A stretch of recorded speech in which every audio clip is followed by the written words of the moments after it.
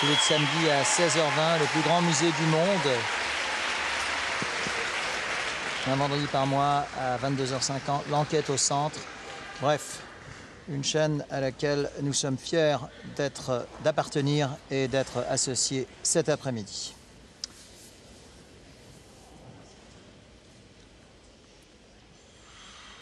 Alors, Brian Joubert, lui, il en a connu des Masters d'Orléans. Hein. C'est pas ça qui va le faire trembler, mais il va falloir qu'il sorte le grand jeu pour devancer Florent Amodio qui le précède d'une courte tête hein, au terme du programme court. C'est très serré.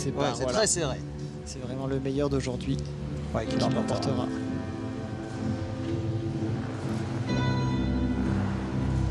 Bande originale du film Inception pour le poids de fin.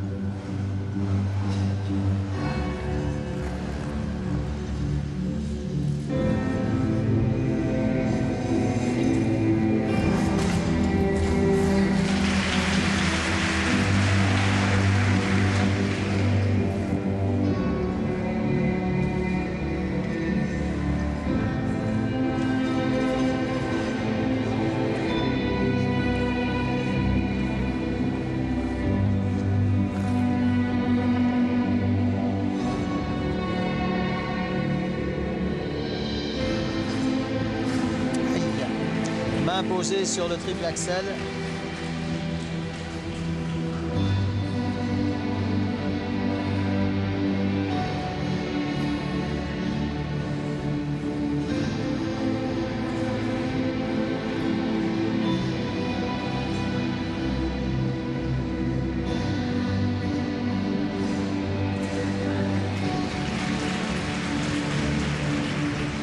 Deuxième triple axel qui atterrit bien, presque bien.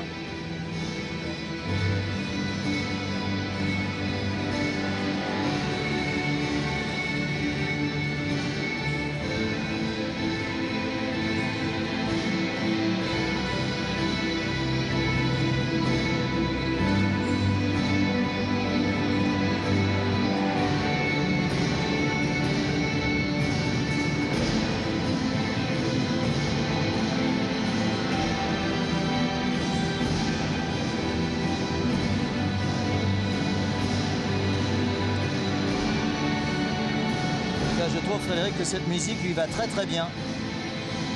Nouveau programme, effectivement. Oui. C'est une musique tout en accélération. Qui permet vraiment de s'exprimer. Ce programme me semble meilleur que celui de Bességuier. Et c'est sans doute la tête au classement provisoire de la compétition qui se profile pour Joubert. Attention toutefois, il reste encore pas mal de difficultés.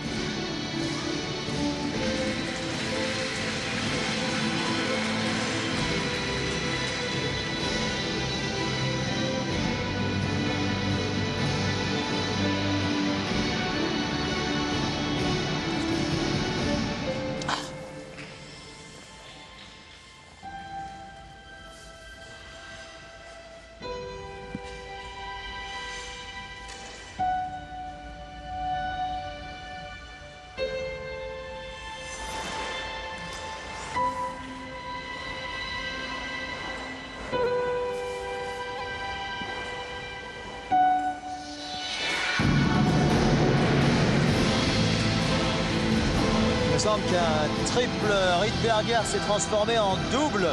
Je parle sous votre contrôle, hein, Frédéric, oui, vous opinez. Ouais, attention, attention quand même.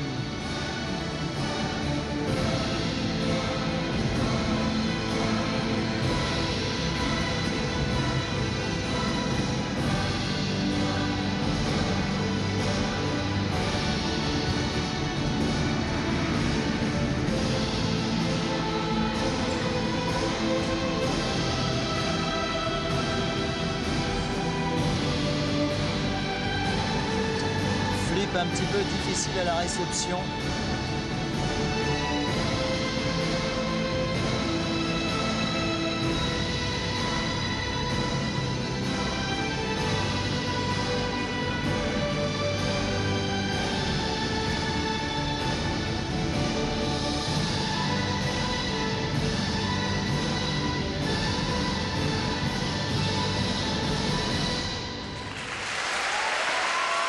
vous laisse peut-être apprécier ce programme et nous donner vos premiers commentaires. Je pense que Brian doit être très déçu. Effectivement, nous n'avons que 3 triples sauts parfaitement réalisés. Et notamment ce triple boucle piqué inaugural qui, je pense, devait être un quadruple, qu'il avait magnifiquement réussi hier lors du programme court. Et là, il ne déclenche pas le saut, il ne fait qu'un triple. Les triples axels sont très très justes.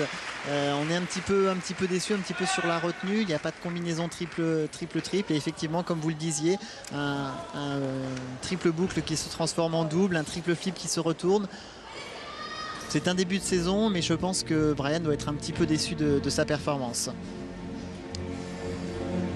On l'avait vu déjà très tendu lors des 6 minutes. Comme tous les autres patineurs d'ailleurs, nous n'avions pas vu de quadruple saut à l'échauffement. Et on voit ici ce qui aurait dû être un quadruple et qui n'est qu'un triple saut. Le triple axel avec une main. Alors il me semble que le deuxième triple axel en revanche passe. Le deuxième triple axel, oui, mais qui est tout seul. C'est-à-dire que... Voilà, il est encore un petit peu sur l'avant, encore un petit peu raide, un petit peu hésitant. C'est aussi le but de cette compétition, c'est voilà, se tester, se mettre en jambes. Je pense que ici Brian et Florent, hormis pour leur ego personnel d'être devant le copain de l'équipe de France, c'est intéressant, mais c'est surtout de se tester, voir où on en est, parce qu'effectivement répéter les programmes dans les patinoires d'entraînement avec ses entraîneurs n'a pas du tout le même impact qu'ici devant un public, devant tous les responsables de la fédération, les juges. C'est autre chose, et c'est ça que Brian est venu chercher ici. Ici la combinaison triple flip, double boucle piqué. Donc voilà, une seule combinaison, pas de triple, pas de quadruple. Quand on connaît le niveau et les qualités de Brian, forcément on ne peut pas, et il ne va certainement pas se satisfaire de ce programme. Voilà, Joubert va donc rejoindre le banc, là, le fameux banc que vous connaissez bien, le Kiss and Cry.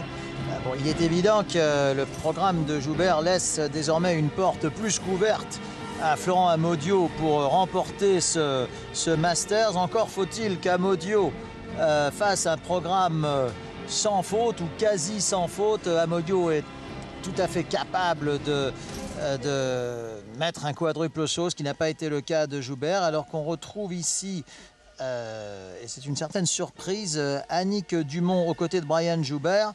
Annick Dumont que de toute façon nous retrouverons tout au long de la saison. Mais j'avoue que c'est une certaine surprise. Mais vous allez peut-être, vous êtes également surpris, semble-t-il. Non, je vais vous l'expliquer. C'est effectivement à la décharge de Brian sur ce début de saison. La patinoire de Poitiers vient de fermer pour un an en raison de travaux. Donc Brian, il y a un mois de ça, a dû effectivement partir de Poitiers. Il s'entraîne maintenant sur Paris. Il vit à l'INSEP et s'entraîne avec Annick à la fois sur Champigny et une journée dans la semaine sur Bercy. Donc aussi des gros changements pour lui qui font que voilà, c'est d'autres méthodes d'entraînement, et c'est aussi peut-être ce qui explique pour l'instant son retard dans sa préparation. Alors, il y a quand même 19 points d'écart entre Joubert et Bességuier. Joubert qu'on a connu quand même plus souriant, nettement plus souriant. On entend Annick lui chuchoter, un petit peu de mal en tout cas, elle a réussi à le faire sourire. Je pense voilà, c'est sur ça qu'il doit partir. C'est une base de travail. La saison va être longue et on connaît les qualités de grand champion de Brian, qui sera présent à n'en pas douter sur les grands rendez-vous. Alors attention, compte tenu des circonstances, je pense que vous serez d'accord, cher Frédéric, sans vouloir trop m'avancer, Amodio est désormais le favori de cette compétition.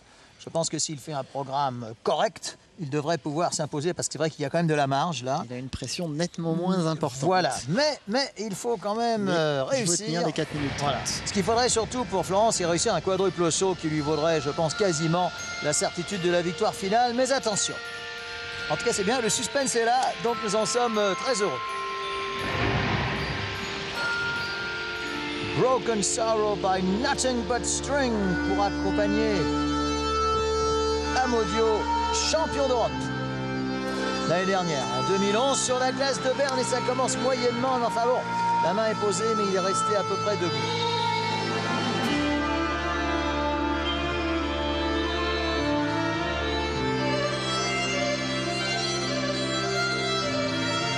Florent Amodiot, en tout cas, avec une grande souplesse dans sa chorégraphie. Et ça, c'est très, très bien. Excellent ici. Combinaison pour le jeune Français.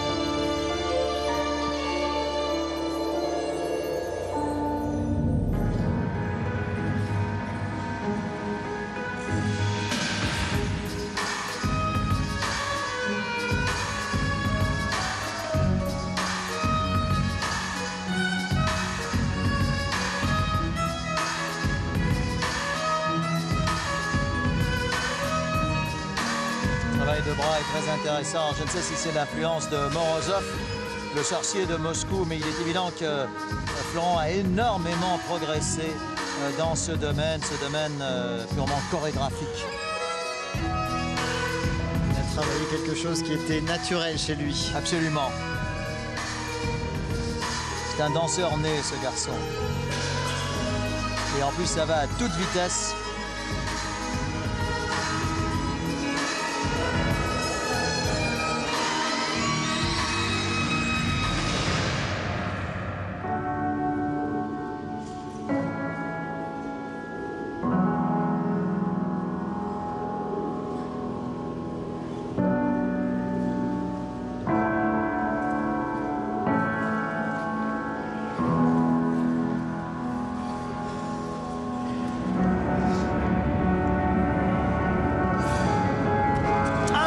Quel dommage la chute sur ce deuxième triple axel. Décidément, c'est un saut ô combien difficile, mais qui pose des problèmes aux concurrents cet après-midi.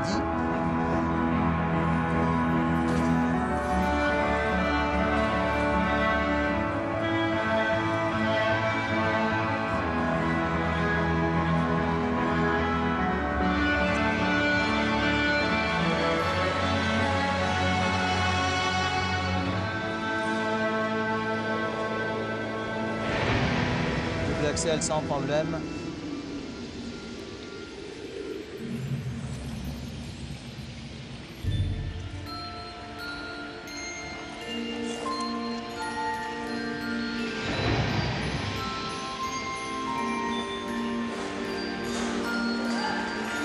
Allez, ça c'est bien.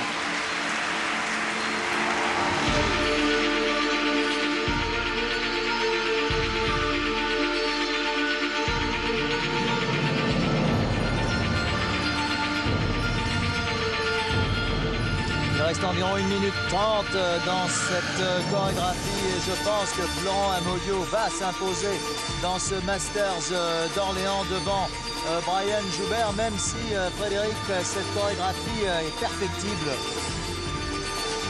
Je ne sais pas quelle est votre opinion.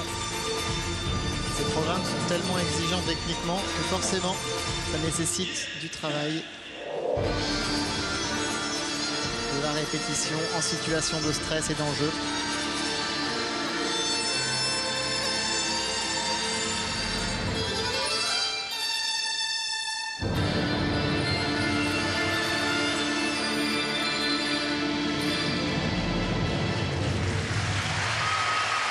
En tout cas, une chose est sûre, c'est qu'on ne s'ennuie pas un seul instant dans la chorégraphie de Florent, pas plus que dans celle de Joubert. Et ça, c'est un point très important. Le public ne s'y trompe pas. Les deux Français nous montrent vraiment des programmes en plus très différents l'un de l'autre. Votre opinion, Frédéric? Effectivement, on parlait tout à l'heure de base de travail et je crois que là, la base de travail de Florent, elle est vraiment excellente. Un très bon programme dans la lignée de ce qu'il nous proposait les autres années. Vous soulignez tout à l'heure ses qualités artistiques. Il les met en valeur et on voit que techniquement aussi, il est ambitieux. Certes, ce n'est pas encore tout à fait parfait, notamment ce quadruple salco d'entrée, et vous l'avez bien vu, arriver sur 2 pieds, sans doute un manque de rotation, mais il est ambitieux parce que je ne sais pas si vous avez noté juste derrière, on a un triple salco qui est très bien réalisé, avec une jolie combinaison. Et à mon avis, ça veut dire, attention, dans quelques mois, il y aura 2 quadruples en entrée de programme. On voit ici le quadruple. Et on voit qu'effectivement, la rotation n'est pas tout à fait complète. Mais c'est bien, aux 6 minutes, il n'a pas réussi à partir sur ce saut. Et c'est ici que je vous dis, ah non, là on voit c'est le ralenti sur le quadruple, voilà, on voit tout à fait l'arrivée sur 2 pieds et le manque de rotation.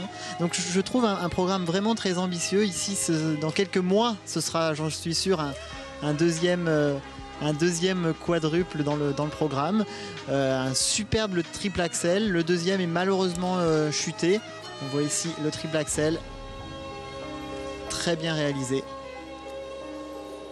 Non, je pense vraiment qu'il y a une très bonne base de travail. On voit souvent Florent un petit peu en difficulté sur cette épreuve du Masters en début de saison. Et là, il le dit partout, je me sens fort, j'ai travaillé comme jamais. J'ai presque envie de dire que ça se sent, pas forcément que techniquement, ça se sent dans son engagement et dans l'énergie qu'il met sur ce programme libre. Et comme vous le disiez, Nelson, je pense que la victoire de Florent au Masters est acquise. Alors rappelons le total de Joubert, 219 et quelques me semble-t-il. Joubert qui précède assez largement Bességuier d'une vingtaine de points. Mais là, sachant que là, effectivement, Florent a tout de même 5 triples sauts vraiment très très propres, une combinaison triple-triple et hormis cette chute sur le triple axel, un contenu assez intéressant. Il était devant au programme course sur ce que l'on appelle les composantes artistiques.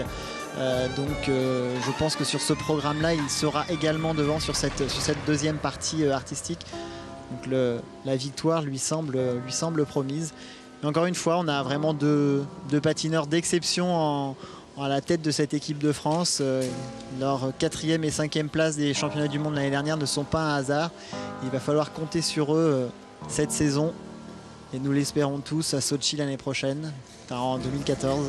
Oui, parce que comme vous le disiez, effectivement, c'est une saison pré-olympique. Alors qu'ici, Florent n'est pas aux côtés de Morozov. Il s'entraîne quotidiennement en Russie avec Morozov et il revient avec Bernard Glesser, son entraîneur de toujours, jeunesse, on va dire. Voilà, qui s'occupe de lui lorsqu'il est de passage en France sur des compétitions et que Nicolas Morozov ne peut pas se déplacer.